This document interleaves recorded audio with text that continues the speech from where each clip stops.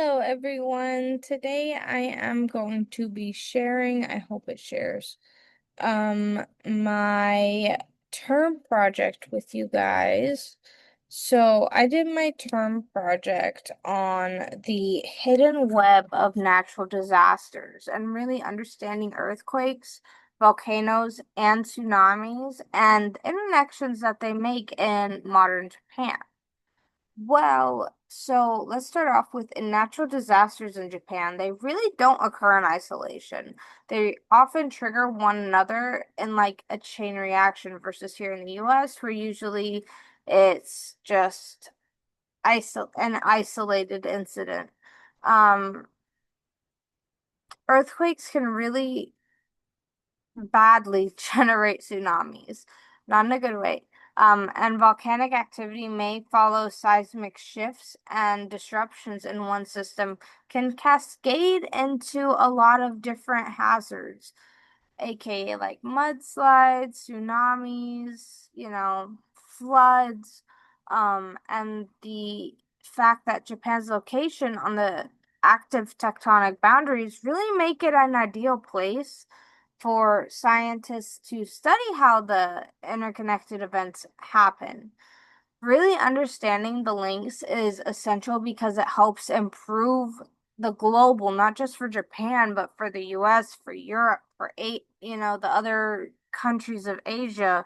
It really helps to improve that disaster preparedness list, and it highlights the importance of recognizing and acknowledging how natural processes really influence one another, and not just one another, but us as human beings as well.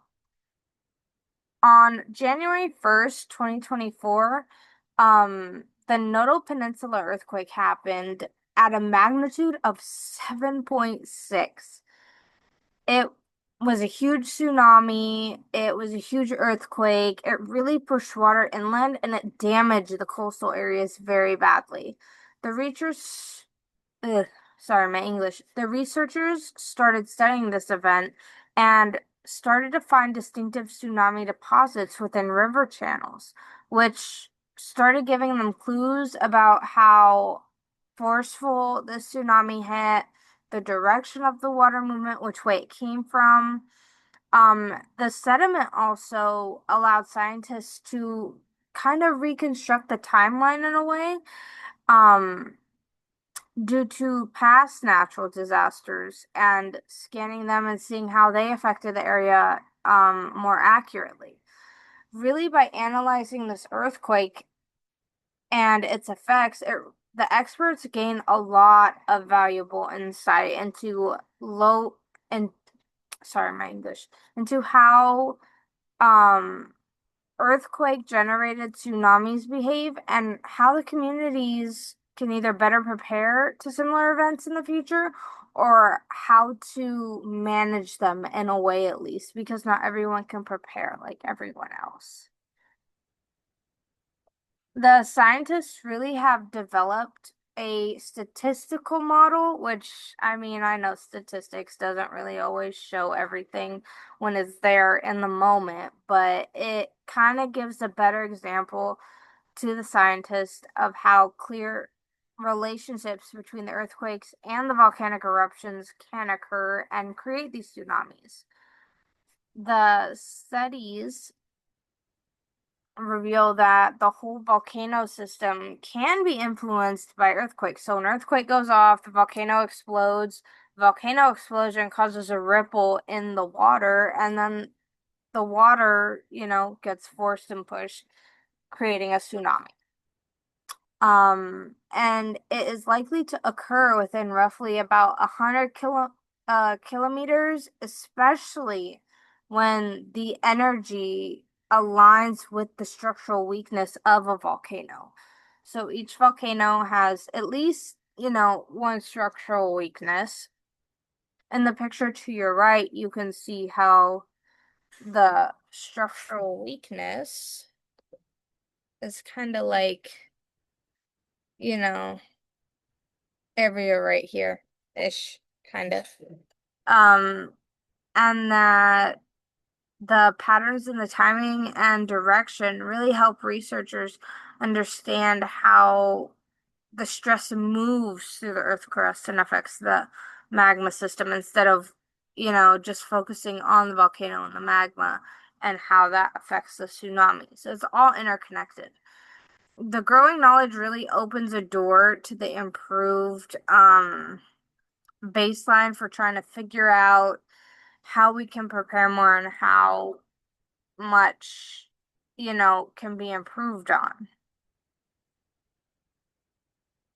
I apologize, my laptop's empty. So, going into infrastructure under siege, the power system vulnerabilities. So, anything, earthquakes, fires, tsunamis, anything like that is going to affect the power systems if you're in an area that contains a lot of power systems. Well, large earthquakes and tsunamis can be very damaging to power systems. I mean, we saw in the huge hurricane that went through North Carolina, all that area, it really took an impact into their power system, leaving communities without electricity, without a lot of things actually. And the research examining Japan's in specifics past disasters include the Great East Japan earthquake. It really shows failures across generation, distribution, the household demand, and it can create a long-term shortage with Japan's like food or how they get in their materials to build or so on and so forth.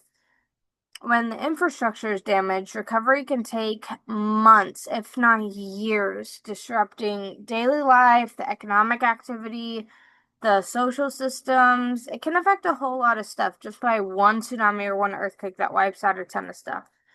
The cascading impacts highlight really how essential it is to design electricity networks that can withstand the disasters and recover quickly after major events. Like out here in the US, in some areas, we bury the lines underground. And that helps a lot with preserving the lines of electricity and making sure everything still gets power to where it needs to get power to. So, in all of a summary, building resilience for interconnected future, really by integrating research on earthquakes, volcanoes, tsunamis, X, Y, and Z, scientists are really developing more complete understandings of how natural disasters interact and how they can affect us in every region that we're in, whether we're in China, whether we're in Japan, whether we're in Europe, whether we're in up in Scotland or down here in the US.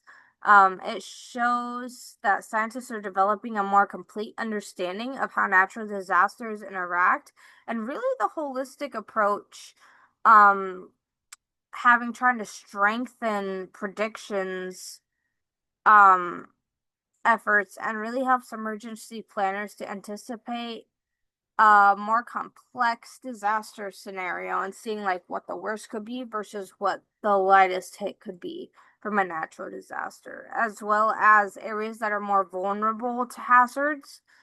Basically, some lessons learned from this is that Japan's experience can be applied worldwide, helping countries prepare more effectively for disasters that are interconnected rather than isolated.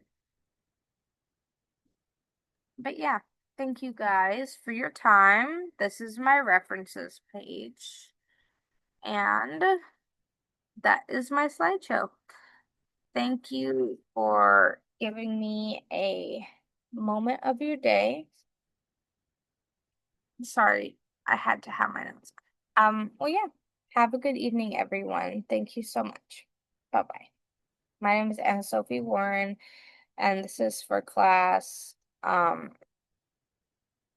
GSC 3500. Thank you so much.